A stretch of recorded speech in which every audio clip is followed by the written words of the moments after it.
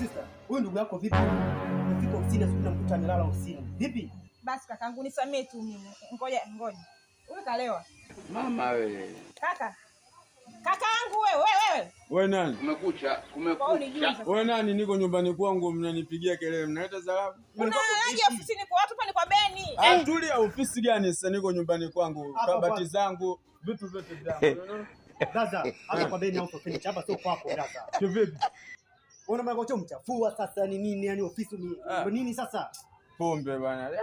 Kumbe nimekuja kulala kwa Beni House of Furniture. Ndio hapo ni kwa Beni House of Furniture. Tusameane ndugu yangu bwana. Nilikuwa sijaangalia vizuri, nikajua nimefika nyumbani.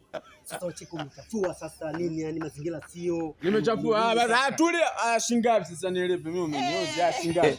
Kaka, hizo ni pombe. Hata mimi hapa ali. Hela ipo shingapi? Wewe stable una hela gani wewe ndugu yangu wewe? Sema shingapi? Vyote nanunua bila kikomo. Unaona? Hii 5,500. Hela ipo. Okay.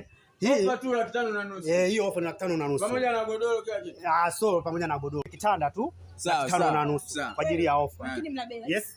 Tuna kabati hapa 3,500. Ila kwa ofa tutakuuzia 3,300 kwa 30. Yes. Yeah. Tuna hii kabati na hivyo. Hii 3,300.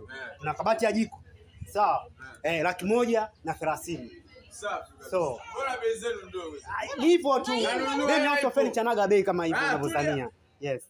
Umenifurahisha. Viatu hichi. Umenifurahisha. Chukua 2,000. Umenifurahisha.